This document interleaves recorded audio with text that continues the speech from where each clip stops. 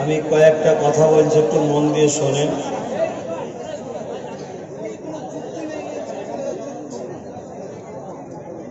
প্রথম কথা হচ্ছে, এই যে মিডিয়ার যারা আছে ইনাদেরকে কেউ ডিস্টার্ব করবেন না।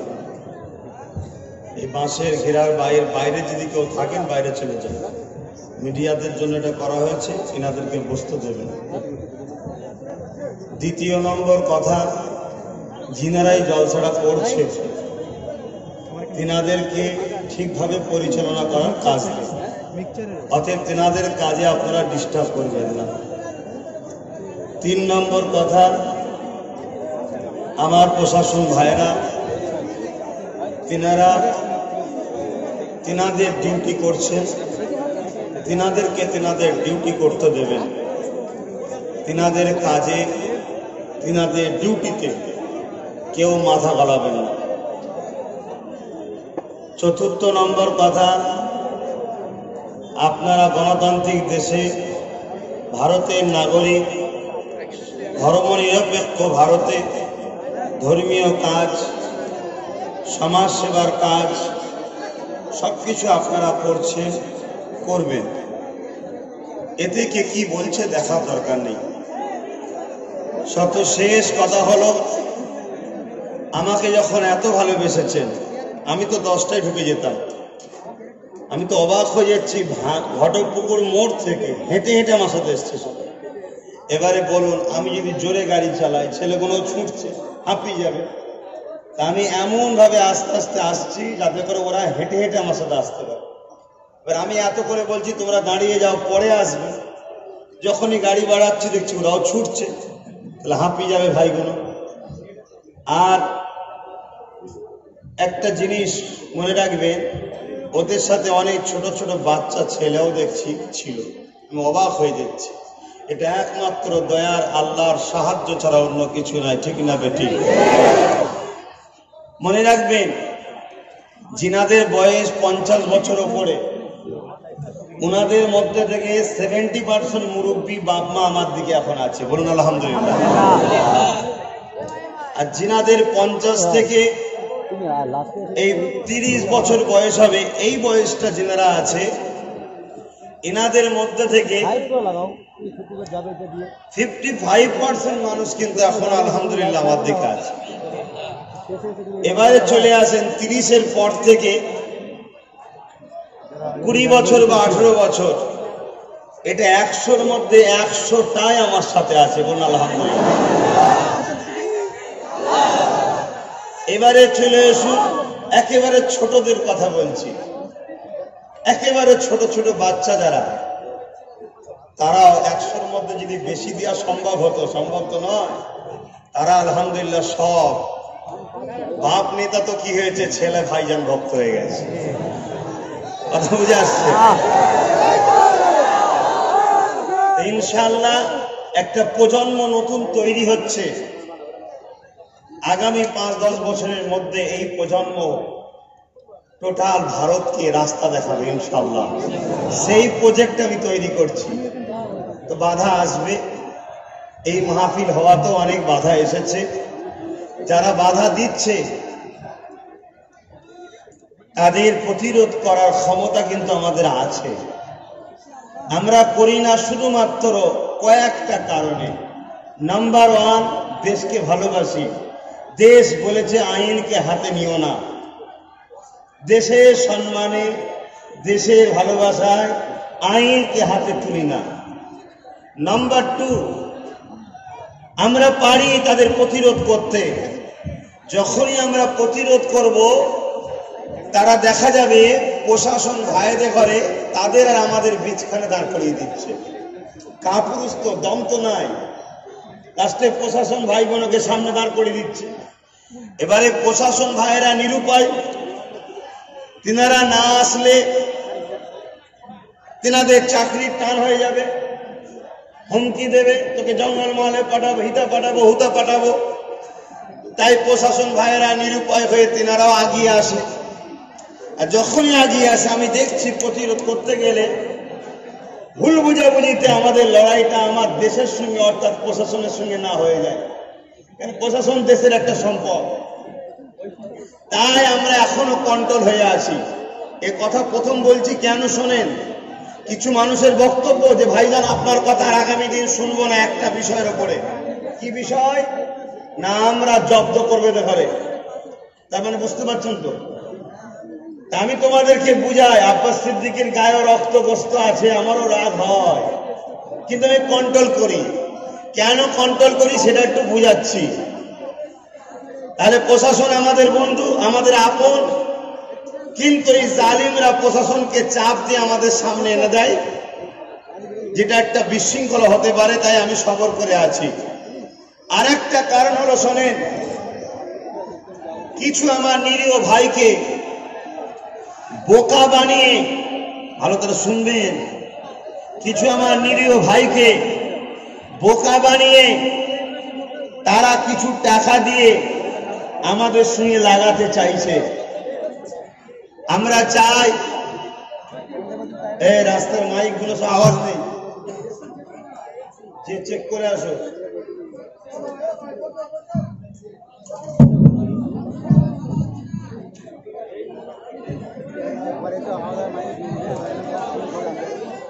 মাইকটা ভালো করে ঠিক করো, মাইক কিন্তু অসুবিধা হয়ে যাবে। তোমরা ব্যবসা করছো, ব্যবসা করো, তারও ইশারায় চলবে না। ভাই যে কথা বলছিলাম, আমি সবর করতে বলছি কেন, আমাদেরই ভাই, আমাদেরই চাচা, আমাদেরই ভাইপো, আমাদেরই আপন, তাদের ঘরে ভুল বুঝিয়ে কিছু টাকা দিয়ে হোক, ভুল বুঝিয়ে হোক, এই সন্ত্রাসরা নিজেদের দিকে রেখে দিয়েছে। আমরা যদি লড়াইয়ে নেমে যাই তাহলে একটা ডিভাইড তৈরি হয়ে যাবে। আর যত আমরা লড়াই না করে চুপ হয়ে আছি, সহ্য করছি, তত আমাদেরই ভাইগুলোর অন্তরে আঘাত হচ্ছে যে একতরফা ওদের ঘরে মারছি, কই ওরা তো সবর করে আছে। তখন ওরা দলে দলে দলে দলে দলে দলে জালিমদের থেকে বেরিয়ে আমাদের দিকে বাড়ছে। জোরে বলুন সুবহানাল্লাহ। আমাদের দরকার হলো ন্যায়কে, সত্যকে জিতাবার জন্য ক্ষমতা সিংহাসনে আসা, ঠিক না বেটে? লড়াই করে নয়, গণতান্ত্রিক প্রক্রিয়ায় আসা।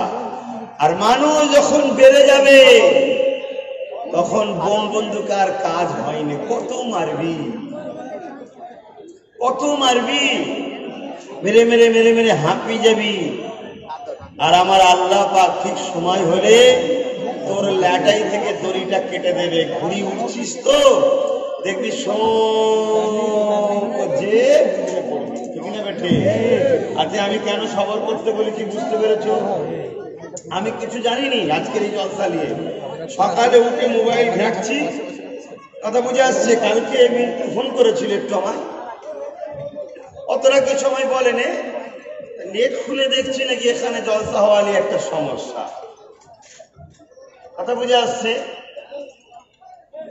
আমি অবাক হয়ে যাচ্ছি। তো যাক, আমারও তো রক্তগ্রস্ত আছে, আমি কি পারি না? এই আমার কি ক্ষমতা নাই? আমাকে আল্লাহ দুটো হাত দেয়নি, আমি কি লাঠি ধরতে পারি না? এই পারি না, পারি না। কেন ধরিনি? একটাই কারণে, আমার ভাইগুলো জালিমদের সাথে আছে, ওদের হাত থেকে আমার ভাইগুলোকে ফিরিয়ে আনতে হবে। বলুন ইনশাআল্লাহ। আর আমরা যদি লাঠি ধরে ফেলি, দু ভাই অশান্তি হয়ে যাবে। কথা বুঝে আসছে? ভাই তোমরা বসে যাবে, ওই মাঠটাতেও দরকার হয় লোক বসে যাবে, তোমরা বসে যাবে। কেন, মানুষ যেভাবে এসেছে জায়গা হচ্ছে না তো।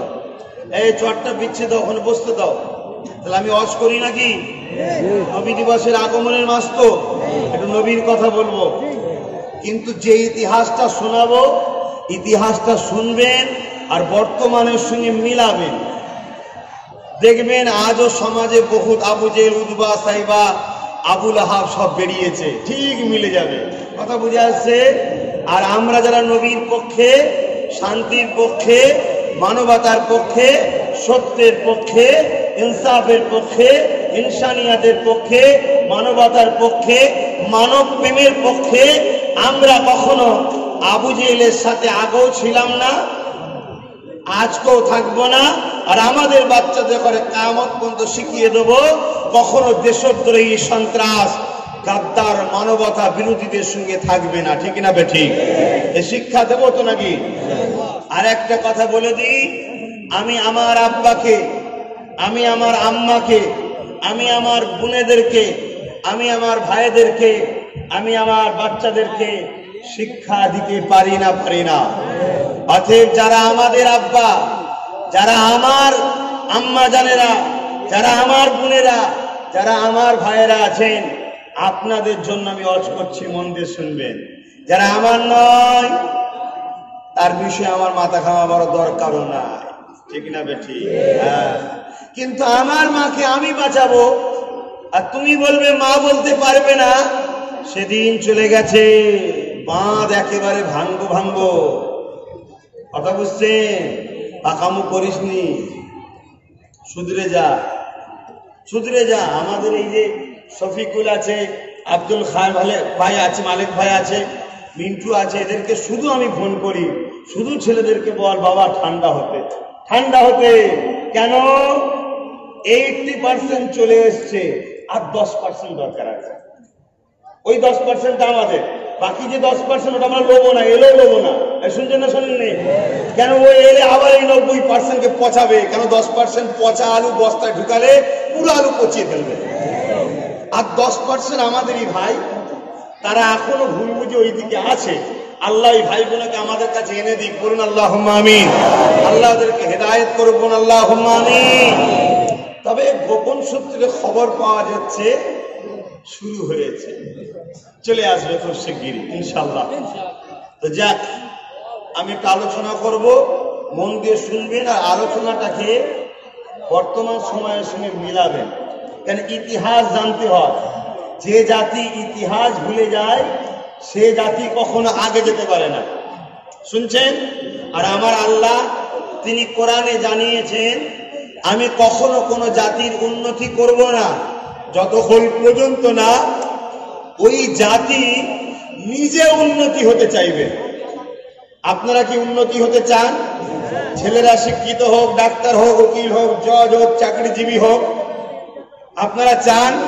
তাহলে আল্লাহ বলছে আপনাদের চেষ্টা করতে হবে। চেষ্টা করলেই আল্লাহ বলছে আমি সাহায্য করব, তারা উন্নতি হবে। জোরে বলুন সুবহানাল্লাহ। একবার দরুদ শরীফ, আল্লাহুম্মা সাল্লি আলা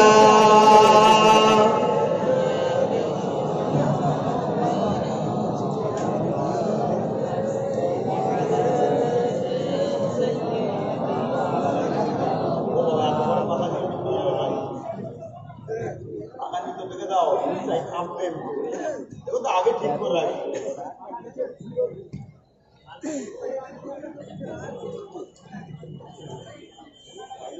أعوذ بالله من الشيطان الرجيم.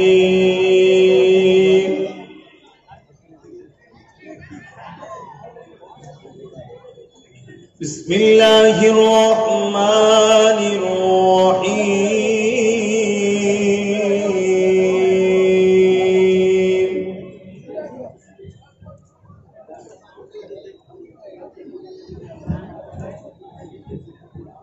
والتين والزيتون وطور سينين وهذا البلد الأمين.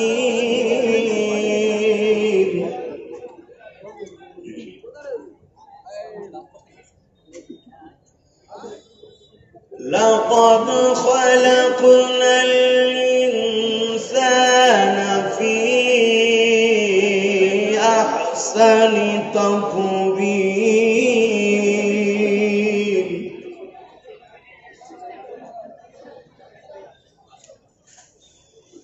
ثم رددناه أسفل سافلين.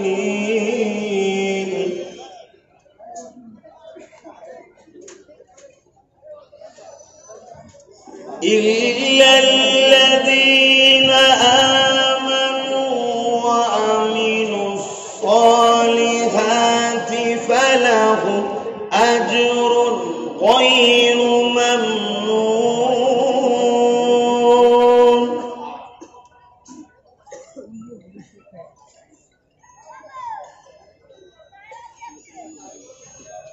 فما يكذبك بعد بالدين أليس الله بأحكم الحاكمين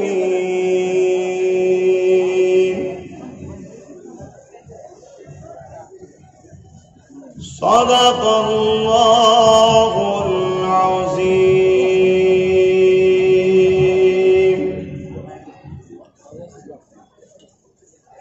نحمده ونصلي على رسوله الكريم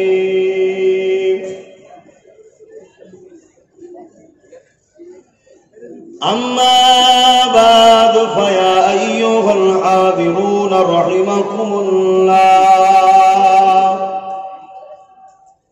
قال الله تعالى في كلام المزيد والفرقان الحميد إن الله وملائكته يصلون على النبي يا أيها الذين آمنوا صلوا عليه وسلموا تسليما اللهم صل على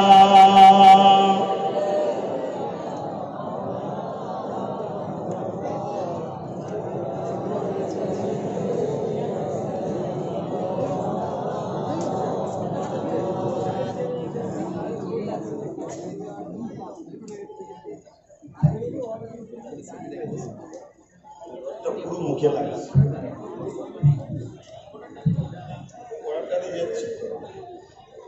বরাকটা দিয়ে যেতে চাইছ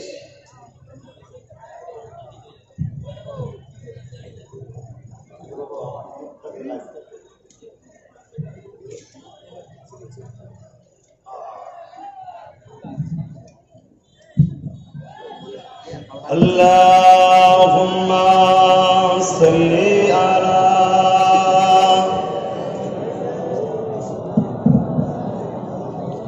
وعلى آل سيدنا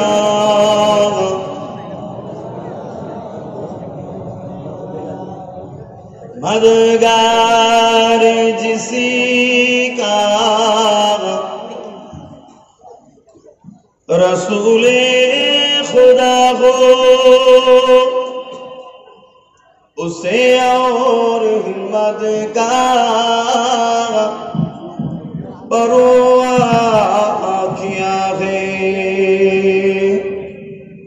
मदद को चले आएंगे कमली वाला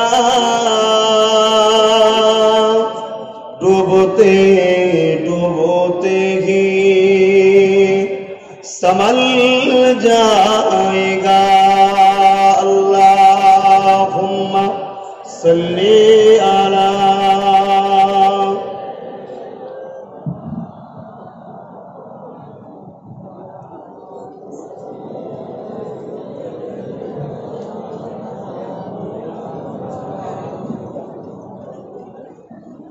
कलिमा ला इलाहा इल्लल्लाह ला इलाहा इल्लल्लाह मुहम्मदुर रसूलुल्लाह ला इलाहा इल्लल्लाह ला इलाहा जोरे जोरे पढ़े ला इलाहा इल्लल्लाह ला इलाहा যেখানে কালেমা পড়া হয় ওই জায়গা পবিত্র হয় বলুন সুবহানাল্লাহ অতএব বেশি বেশি করে কালেমা পড়ো আল্লাহ এই এলাকার বালা মুসিবত দূর করে এই এলাকাকে আল্লাহ পাক পবিত্র করেন জালিমদের হাত থেকে আল্লাহ মুক্তি দেন বলুন আমিন কালেমা পড়ুন লা ইলাহা ইল্লাল্লাহ লা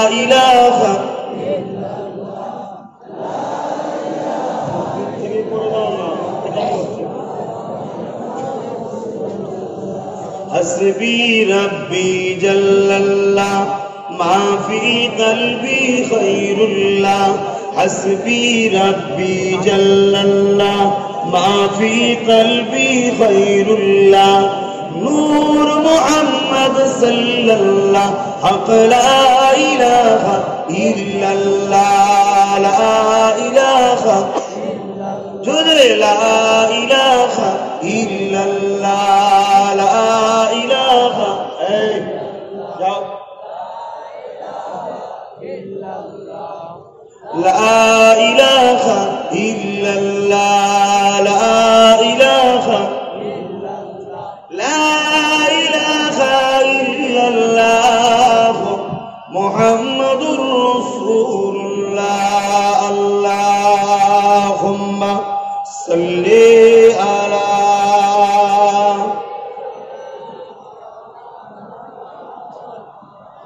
ওয়া আলি সাইয়্যিদিনা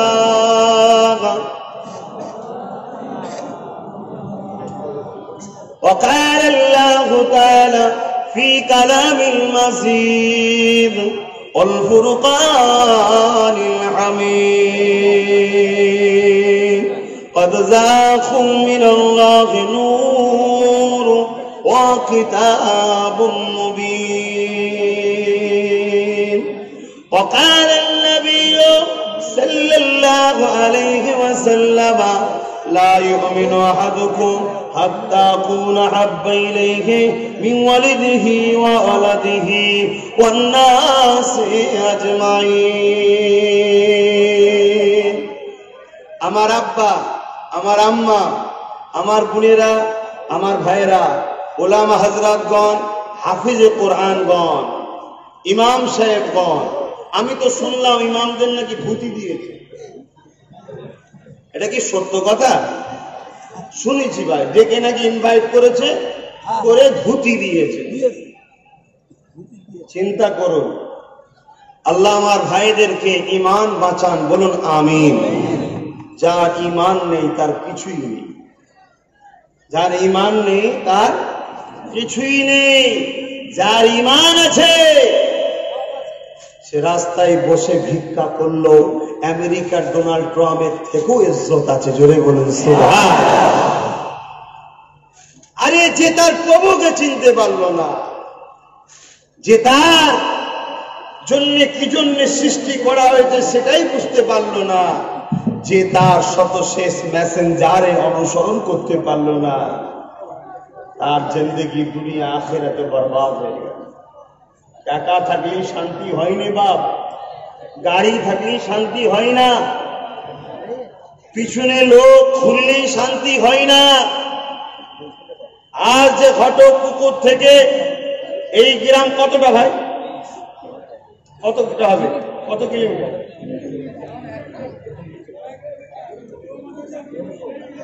1.5 কিলোমিটার কম বেশি যাই হোক এই যে একটা বিশাল মানুষ আমি চিনি না আমি কাউকে ফোন করে ডাকি না তারা ফুল নিয়ে সংবর্ধনা জানিয়ে আনন্দ করে আমি একটু জোরে চালালে তারা ছুটছিল আমি আস্তে আস্তে করে দিলাম বলে তাই তারা হাঁটতে হাঁটতে এই যে পিছু পিছু আসলো এটা পাপ টাকা দিয়ে পাওয়া যায় না এটা এখান থেকে হয় আর এটা তখনই হয় যখন আপনি সত্যের পক্ষে ন্যায়ের পক্ষে মানবতার পক্ষে ইনসাফের পক্ষে ইনসানিয়াতের পক্ষে আমি তো গাড়িতে বসে বসে আমার আল্লাহকে বলছিলাম আল্লাহ এ আব্বাস সিদ্দিকীর কৃতিত্ব নয় সব তোমার দান বলুন সুবহানাল্লাহ আর সাথে সাথে এটাও আমার আল্লাহকে বললাম আল্লাহ কমসে কম এই মানুষগুলোর জন্য আমাকে কিছু করতে দেন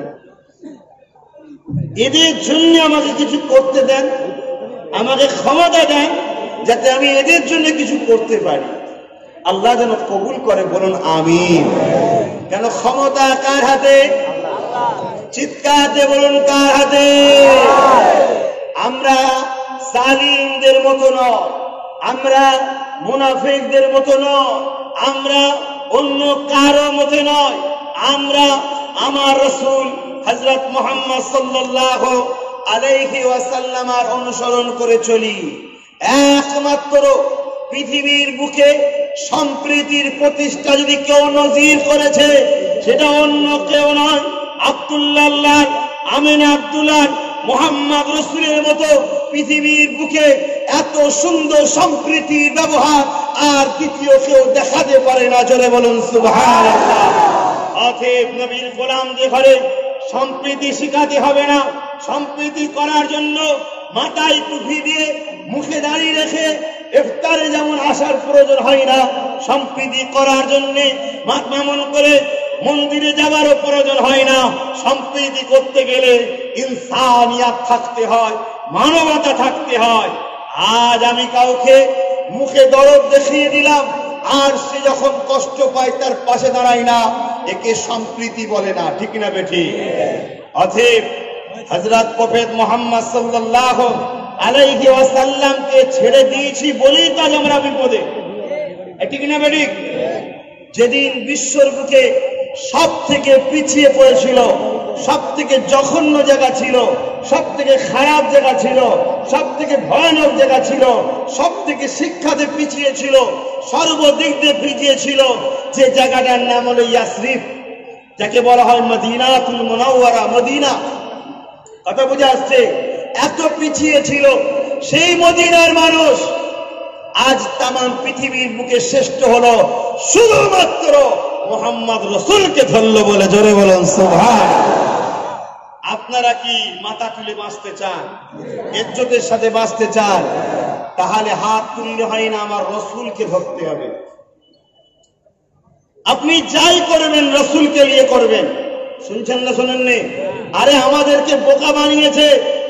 আর এর জন্য কিছু ইমাম ওলি সাহেব, পীর সাহেব, পীরজাদা, মাফ করবেন, কাউকে ব্যক্তিগত বলছি না, আমাদেরও কিছুটা ভুল আছে। সেই ভুলটাকে সংশোধন করুন। আমরা শুধু মসজিদ দেখিয়েছি, আমরা শুধু তসবিহ চিনিয়েছি, আমরা শুধু তাকে রোজা রাখা শিখিয়েছি। এর ইসলাম টোটাল একটা কমপ্লিট জীবন ব্যবস্থা। মসজিদে যেমন যাবেন, মসজিদকে বাঁচাবার জন্য তেমন তৈরি হতে হবে। রোজা যেমন রাখবেন, রোজার হিফাজতের জন্য তৈরি হতে হবে। হজ যেমন করবেন, হজের হিফাজতের জন্য তৈরি হতে হবে। সবটাই ইসলামে আছে না নাই? আমি রাসূলুল্লাহর একটু জীবনী বলবো। তার আগে নবী আসার 500 বছর আগে একটা নবী এসেছিলেন, যিনার নাম হলো হযরতে ঈসা রুহুল্লাহ। হযরতে আম্মা জান মারিয়াম আলাইহিস সালামের সুসন্তান হযরতে ঈসা আলাইহিস সালাম, মা মারিয়াম হুজুরের সন্তান হযরতে ঈসা রুহুল্লাহ, তিনি দুনিয়ায় আসলেন। ঈসা নবীও মানুষকে শান্তির কথা বললেন, সত্য কথা বললেন, ইনসাফের কথা বললেন, ইনসানিয়াতের কথা বললেন, ন্যায়ের কথা বললেন। ঈসা নবী চলে যাওয়ার পর 500 বছর বীজখানে গ্যাপ হয়ে গেল, আর কোন নবী আসলো না। ভাই কথা বললে অসুবিধা হবে, কথা বললে অসুবিধা হবে ভাই। আর আল্লাহর রাস্তায় আপনারা একটু মাথাটাকে ঠান্ডা রাখবেন। হ্যাঁ, ঠান্ডা রাখুন। একেবারে জয় আপনাদের কিন্তু হাতের গোড়ায় চলে এসছে। শুধু মাথাটা ঠান্ডা রাখবেন। তবে একটা দিন যেন মাথা ঠান্ডা রাখবেন না। কোন দিনটা মনে আছে তো? ওই দিনটা হযরতে নবী ঈসা আলাইহিস সালাম চলে যাবার পর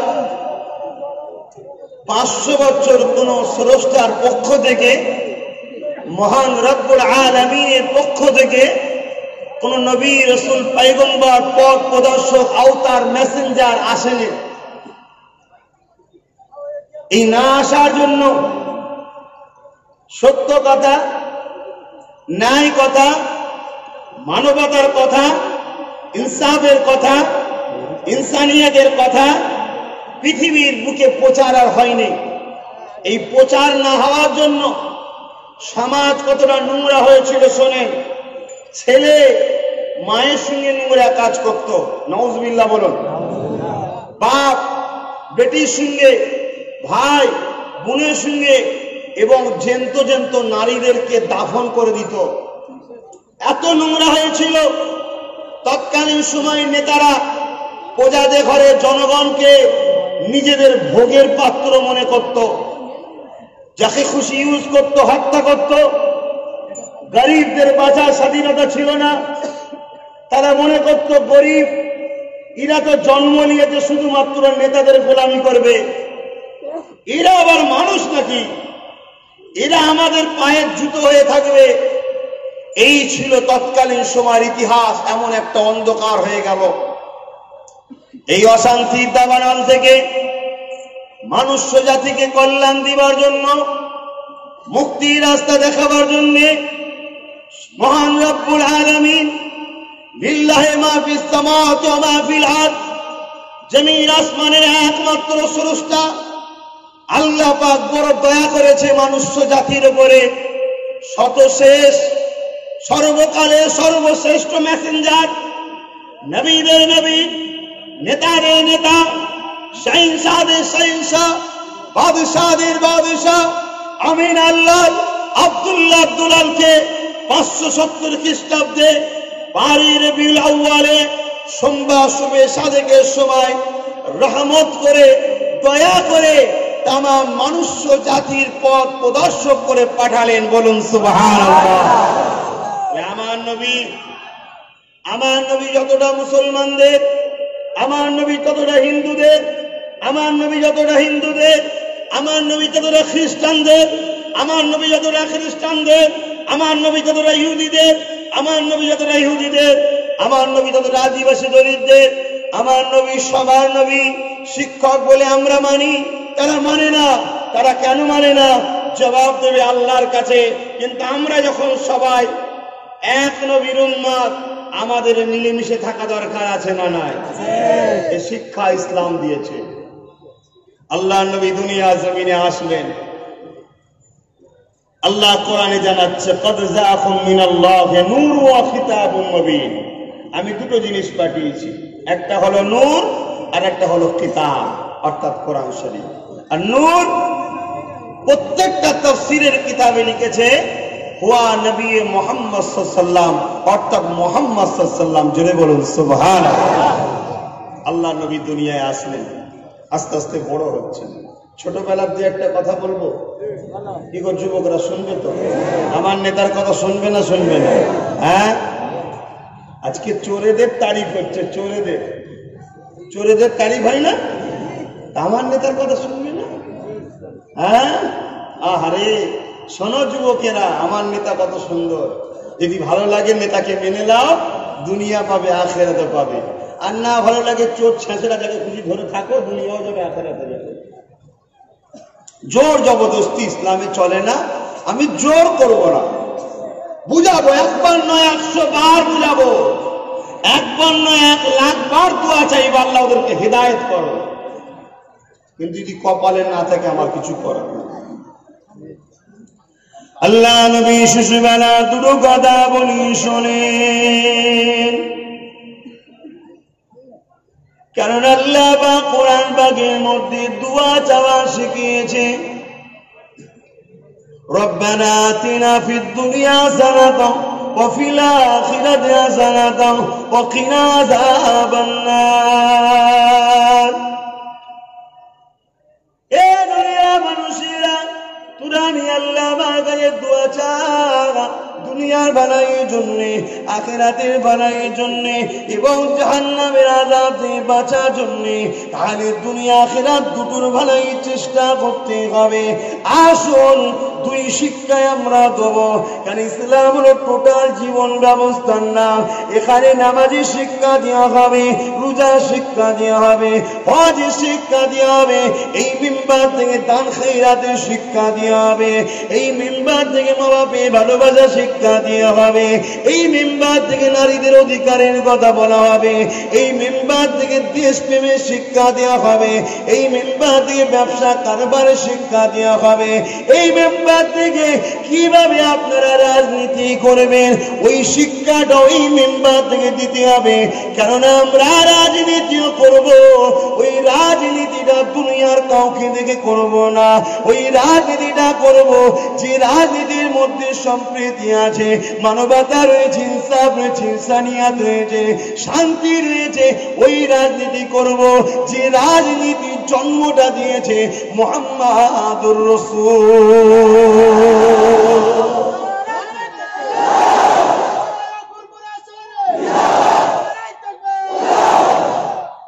দুর্নীতির রাজনীতি আমার রসুলের জন্ম দেওয়া নয়, ওটা শয়তানদের জন্ম দেওয়া।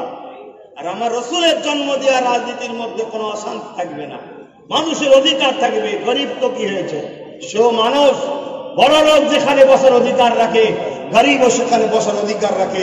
এর উভয়ই তো এক আল্লাহর সৃষ্টি, ঠিক না বেটে? এটা হলো রসুলের রাজনীতি। আমার দেশও কিন্তু ওই রাজনীতির কথাই বলেছে, আই লাভ মাই ইন্ডিয়া। এজন্য আমি ইন্ডিয়াকে ভালোবাসি, যে আমার ইন্ডিয়া প্রত্যেকটা নাগরিককে সমান অধিকার দিয়েছে। আপনারা তো জানেন না, আমার দেশের সংবিধান বলছে ভারতের প্রধানমন্ত্রীর ভোটের যে মূল্য, আপনার পাড়ার ওই তেরপল দিয়ে ঘরে যে পড়ে আছে গরিবটা, ওনারও ভোটেরও সমান মূল্য, কোনো পার্থক্য নয়। এটাই হলো আমার ভারত। বলুন আলহামদুলিল্লাহ।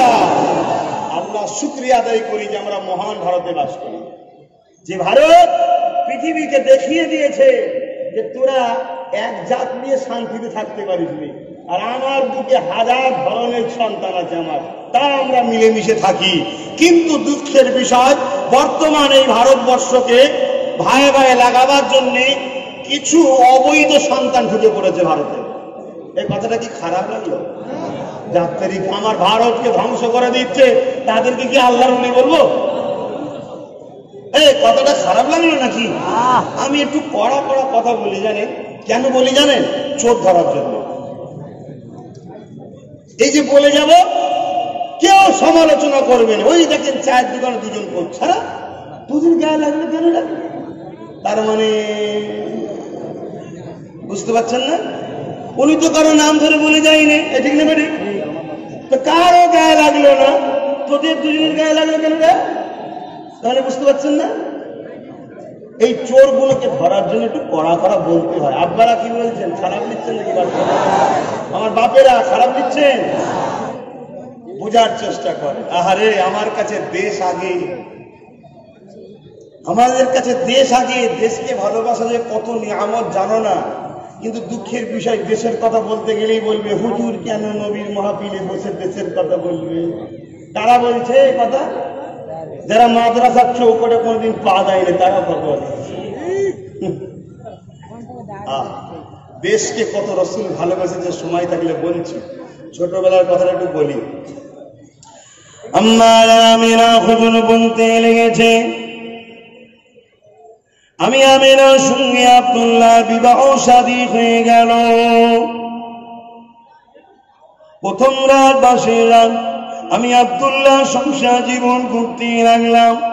কয়েক মাস যেতে না যেতে আমার সংসার জীবন থেকে আমার আব্দুল্লাহ আমার কাছ থেকে বিদায় নিল।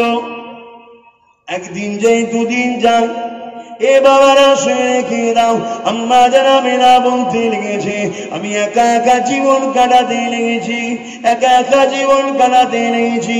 একদিন দুপুরের সময়তে একটুখানি ঘরের মধ্যে বিছানায় পিঠ দিলাম, চোখটা বন্ধ হয়ে গেল, ঘুমটা এসে গেল। ওই খবের মধ্যে একটা যুবক ছেলেকে খবে দেখতে পেলাম। ওই খবে দেখে আমি ঘাবড়ে গেলাম, কেন আমি ঘরের মধ্যে একা ছিলাম। চোখটা খুলে দেখি যে যুবকটাকে খবে দেখেছিলাম, ওই যুবকটা আমার ঘরের মধ্যে রয়েছে। এই যুবকেরা আম্মা জানা মেয়েরা বলতে লেগেছে, আমি ঘাবড়ে গেলাম। আমি ঘাবড়ানো দেখে যুবকটা বলেছিল, ও মা মেয়েরা, আপনি ঘাবড়াবেন না মা, আমি দুনিয়ার কোনো মানুষ নয় মা, আমি মানুষের সুরাতে এসেছি মা, আমি কোনো মানুষ নয় মা, আমি হলাম আল্লাহ পাকের ফেরেশতা হযরতে জিবরাইল আলাইহিস সালাম। আমার নেতার আম্মার কাছে আল্লাহর ফেরেশতা এসেছে। কি করতে এসেছে? শুনবেন না? হ্যাঁ, দুনিয়া আখিরাত দুটো চাই না একটা চাই? হ্যাঁ, দুটো চাই, দুটোই চাই। আমার আল্লাহর রহমতের শেষ আছে। আল্লাহর কাছে চাইবো যখন ছোট ছোট চাইবো না বড় বড়? হ্যাঁ, দুনিয়া আখিরাত দুটোই চাই আমার আল্লাহ। দুটো নিতে গেলে দুটোই শুনতে হবে, ঠিক না? প্রথম নেতাটাকে চেনে, তারপরে নেতার নেতৃত্ব মানবে। যুবকেরা, মাইকে আজও শুনতে পাচ্ছেন তো সবাই? আর অসুবিধা হচ্ছে না তো? এই বক্স ঠিক করে যাও, দেখো আওয়াজ নেই বলছি। হ্যাঁ, আওয়াজ হচ্ছে না বলছে, আওয়াজ হচ্ছে না তো? একটু দেখো, দেখো ওই রকম করলে মাইকলা দূর থেকে তাহলে মাইক আনতে হবে। তোমরা এরকম করলে হয়? তোমাদের ব্যবসা তো এটা সারা বছর চলবে তো, আর তো 5-6 মাস বাকি আছে। কি বুঝতে পারছো না? ইনশাআল্লাহ বলো না? ইনশাআল্লাহ আমরা আসছি তো, ইনশাআল্লাহ। তাহলে ভালো ব্যবহার করো, সারা জীবন সাথে নিয়ে চলবো।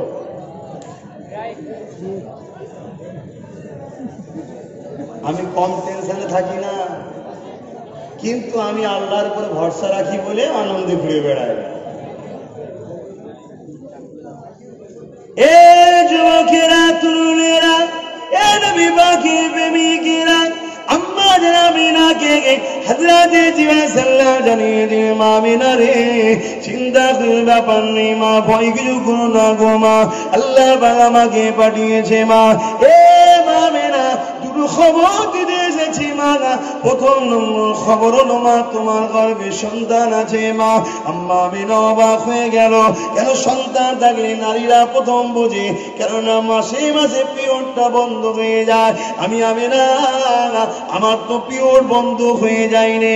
এ যুবকেরা শুনে রেখে দেন, মেডিকেলকে জিজ্ঞাসা করবেন, সায়েন্সকে জিজ্ঞাসা করবেন, যদি পিরিয়ড চালু হয়ে যায় সন্তান কখনো পেটে পিছে থাকতে পারে না, কেননা পিরিয়ডের সঙ্গে শয়তান সন্তানের এমন যোগাযোগ রয়েছে। কিন্তু আল্লাহ শাইউন কাদির, তিনি তো সব কিছু বানিয়েছে। আমার রাসূলুল্লাহর ব্যাপারটা একটু আলাদা না, অনেক আলাদা, যার তুলনা চলবে না। এই আম্মা যারা আমিনাকে বলেছিলেন, এ আমিনা চিন্তা করো না, তোমার পেটে যে সন্তান আছে এই সন্তান দুনিয়ার অন্য কোন সন্তানের মতো নয়। এ আমিনা রে, যাকে পাবার জন্য সমস্ত নবীরা কেঁদেছে, যার উম্মত আমার জন্য, এ আমিনা তোমার গর্ভে দিয়ে দুনিয়ার বাদশাহ আল্লাহ আর দোস্ত হাজির হয়েছে। এ আমিনা, আরেকটা কথা বলে দিয়ে যায়, তোমার বাচ্চার নাম দুনিয়ার কেউ রাখবে না। কি বললো? কেন ভাই? বাচ্চা হলে তো নাম দাদু রাখে, দাদি রাখে, নানা রাখে, নানি রাখে, বিশেষ করে আদর করে মা বাপ রাখে। আমার রাসূলুল্লাহর নাম দুনিয়ার কেউ রাখবে না। কেন ভাই? তোমার বাচ্চার নাম আল্লাহ পাক রেখে দিয়েছে, তাওরাতে রেখেছে আহমদ, জবুরে রেখেছে আহমদ, ইনজিলে রেখেছে আহমদ। এ আমিনার কোরআনে তোমার বাচ্চার নাম হবে মুহাম্মদ।